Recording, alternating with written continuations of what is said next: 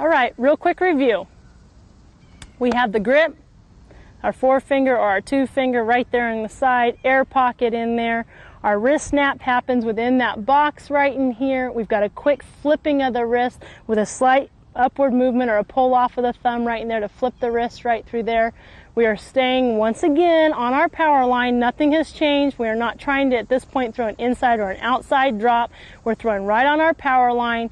Our biggest difference in our stride is it is the exact opposite. It's the rise ball. It is shortened, or our angled of our chest is over the top of our toes.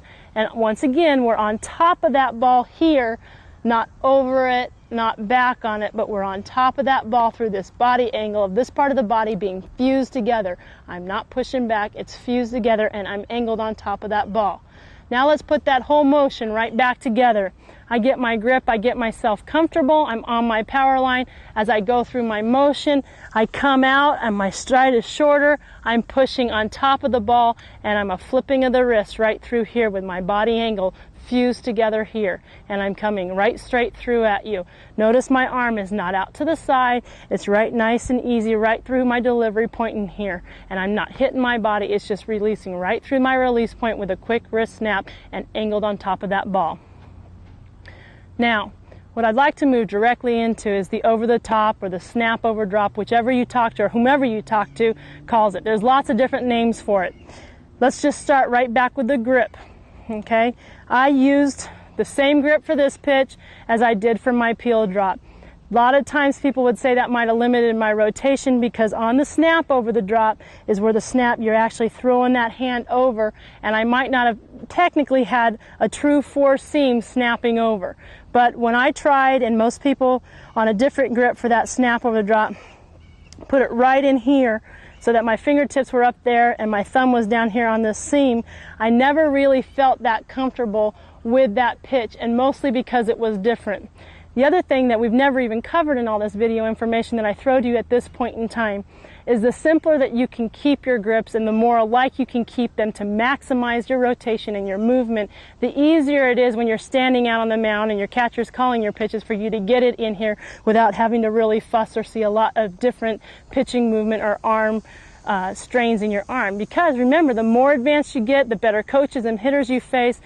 Offensive coaches are standing over on third base or first base and picking up different things. And if you're not comfortable without looking in there to get that grip or do it, it makes it that much harder. So once again, I kept the same grip. My grip really wasn't that different. It's still very important to have that air pocket in there with your thumb or your fingertips on seams. That's the most important part.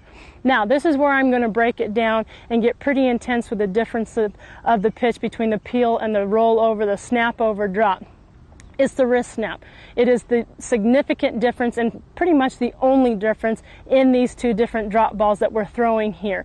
The body angle, the stride, everything else is virtually exactly the same on those two pitches, but not with the wrist snap. The wrist snap is where we start to come into the biggest significant differences.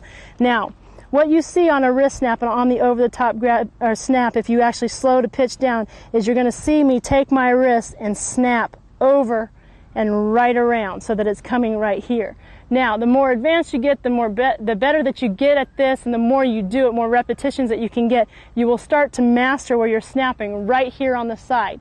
Now, when I'm starting with a beginner pitcher or someone who might be struggling with snapping it over, what I talk to them about is when I'm here, I want you to take this thumb and I want you to throw it or snap it to this leg over here, so that when this snap is happening, you're coming here and you're snapping across your body. The biggest thing that you're going to see young pitchers in doing this is they'll snap with the ball still in their hand and then they'll push. That's not what we're trying to accomplish. As I'm snapping, that ball is coming out of my hands here as I finish my snap. My snap does not happen and then the ball release. It's no different than the rise ball, but it's very difficult for young pitchers and very confusing to say snap over the top when we've always talked about taking everything towards your target. Now you're snapping over and actually snapping back to your body. So it's over the top. Once again, I said I have them throw their thumb here. When they start getting comfortable with that and actually seeing some downward movement and get comfortable with that, take that thumb, tell them to snap it between their legs. As they get better at that, tell them to snap it right into this leg and then boom, right to the side of it. So it's a gradual process, but you can tell them ideally what we're striving for is this. But what I see in these pictures is you tell them to do this, and the first thing they do is when they snap, They snap straight down and the ball goes smack down to the ground. Now remember that release box is right in here, and that snap is starting to happen and finish before you get out of that release point. So the single difference is I am not snapping this way now. I am snapping down and I am snapping over right through here, right down and around that leg as quick as possible. My body angle is no different whatsoever. It's exactly the same. I'm on top of the ball and I'm snapping down across or through the ball right there as it goes down and around in there. That's the biggest difference. Stride is the same. Grips can be the same. They can be different. Body angle is the same. The only thing that's different is now the wrist snap. This is a confusing and difficult pitch. If you're going to ask me, like most of you are sitting there wondering which one is the best or which one should be taught first, you know, there's lots of different mixed philosophies or views out there.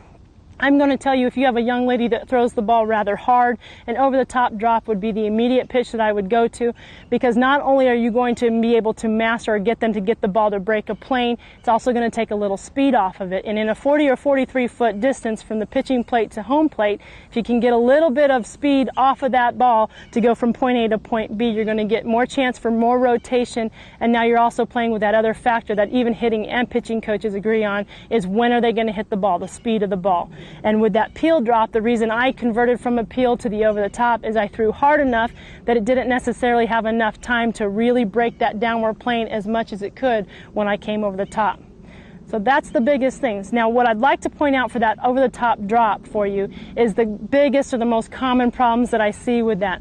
When you start talking about over-the-top, obviously the first one that I pointed out is when they snap through here, they're actually releasing backwards, which is going to look like a change. They're not going to be able to cover that distance, and it's going to get real frustrating.